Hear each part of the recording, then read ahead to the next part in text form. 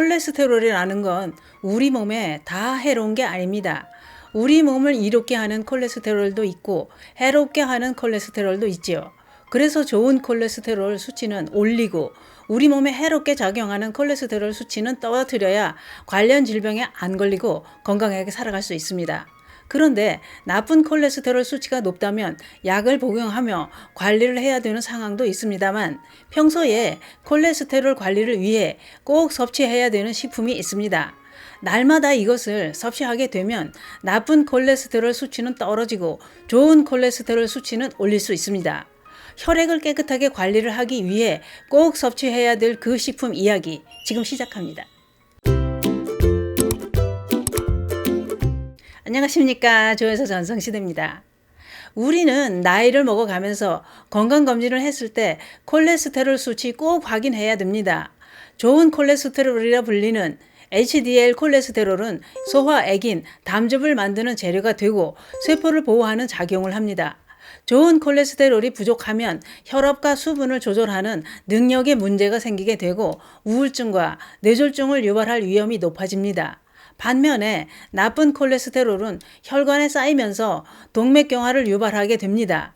그래서 나쁜 콜레스테롤 수치와 좋은 콜레스테롤 수치를 검진을 통해 꼭 확인해야 되는 거지요. 콜레스테롤 수치는 혈액 내에 들어있는 콜레스테롤의 양을 숫자로 표현하는 건데요.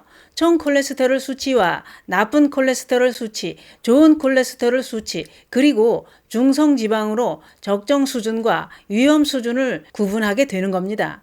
제가 다른 방송에서도 말씀드렸습니다만 총 콜레스테롤 수치가 정상 범위에 있다고 하더라도 좋은 콜레스테롤과 나쁜 콜레스테롤 그리고 중성지방 중에 하나라도 정상이 아닌 경우 식생활과 생활 습관을 개선하는 게 무엇보다도 중요합니다. 이런 노력을 했는데도 개선되지 않는다면 치료를 받을 수밖에 없습니다. 또 건강검진에서 이런 얘기 들어보셨을 겁니다. 고지혈증과 이상지질혈증 이런 말 들어보셨을 텐데요. 고지혈증과 이상지질혈증은 같은 뜻으로 엄밀히 따지면 고지혈증은 혈중에 나쁜 콜레스테롤과 중성지방이 증가한 상태를 말하는 겁니다. 또 이상지질혈증이라는 것은 단순히 나쁜 콜레스테롤과 중성지방이 증가한 것뿐만 아니라 우리 몸에 이로운 작용을 하는 좋은 콜레스테롤 수치가 감소한 상태를 말하는 겁니다. 중요한 것은 이상지질혈증은 생활습관만으로 개선하는 데는 한계가 있고 어렵다고 합니다. 그 이유는 합병증 위험이 크고 꼭 치료를 해야 되는 질환이기 때문인데요. 이런 혈관 질환들은 뚜렷한 증상을 나타내지 않습니다. 그러나 이런 질환으로 인해 큰 병을 만들게 됩니다.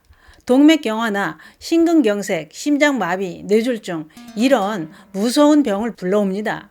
그렇기 때문에 나쁜 콜레스테롤 수치는 떨어뜨리고 좋은 콜레스테롤 수치는 높이는 식생활 관리가 매우 중요합니다.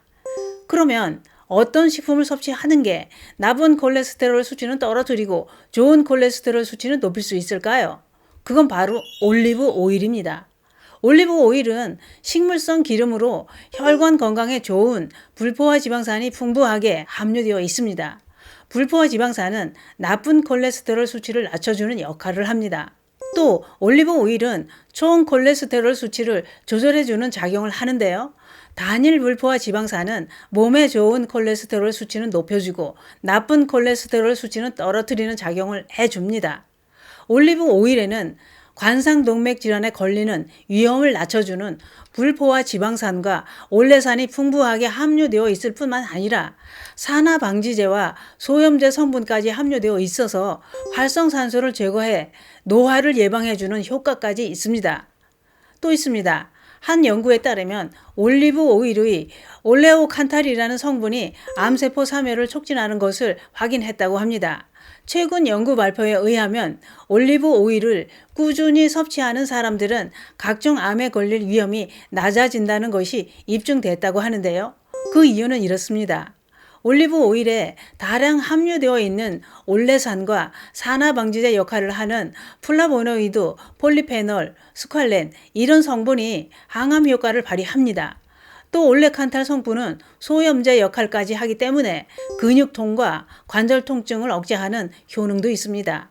그래서 올리브 오일을 규칙적으로 꾸준히 섭취하면 그렇지 않은 사람에 비해 통증을 덜 느낀다는 사실이 여러 연구를 통해 밝혀졌습니다. 그러면 이렇게 좋은 올리브 오일은 어떻게 섭취하는 게 더 효과적일까요? 올리브 오일은 추출 방식이나 원료에 따라 등급이 나뉘고 있습니다. 등급은 엑스트라 버진, 퓨어 블렌드, 포마스, 럼판테 이렇습니다. 품질이 좋은 것은 엑스트라 버진 올리브 오일이라고 할 수 있는데요. 섭취 방법은 작은 숟갈로 1개, 5g 정도만 섭취해도 45칼로리로 고열량 식품에 속합니다. 대부분 샐러드나 빵에 찍어서 많이들 섭취를 합니다. 또 토마토 1개에 올리브유 1큰술을 넣고 갈아서 마시는 것도 매우 좋은 방법입니다. 올리브 오일은 매일 조금씩 꾸준히 섭취하는 게 효과가 더 좋습니다. 그런데 조리해 드시는 게 귀찮다면 그냥 하루에 한 번 아침 공복에 1큰술씩 꿀꺽 마시는 것도 간편하고 좋습니다. 올리브 오일을 고르실 때는 냉압착 추출 방식을 적용한 제품을 고르시는 게 올리브유 영양분을 최대한 섭취할 수 있으니 참고하시기 바랍니다. 또 올리브유는 샐러드나 생으로 그냥 섭취해야만 효과가 있는 줄 알고 있는데 지지고 볶고 할 때 사용해도 됩니다. 정제 올리브유는 발연점이 240도까지 올라가기 때문에 지지고 볶는데 사용해도 되는데 단 튀김을 하거나 너무 높은 온도에는 몸에 좋지 않은 물질이 생길 수도 있으니 안 하는 게 좋겠죠. 그게 그렇습니다. 올리브 오일로 좋은 효과를 보려면 3개월 이상은 섭취해야 효과를 볼 수 있다고 했습니다. 뭐든 꾸준히 해야 되고 내 건강 상태와 체질에 따라 효과는 다르게 나타날 수도 있습니다. 이왕 콜레스테롤 관리가 필요하고 몸 생각해서 섭취하려면 최상급 올리브 오일을 선택해 섭취해 보시는 건 어떨까요? 콜레스테롤 잡는 건 올리브 오일이었습니다. 감사합니다.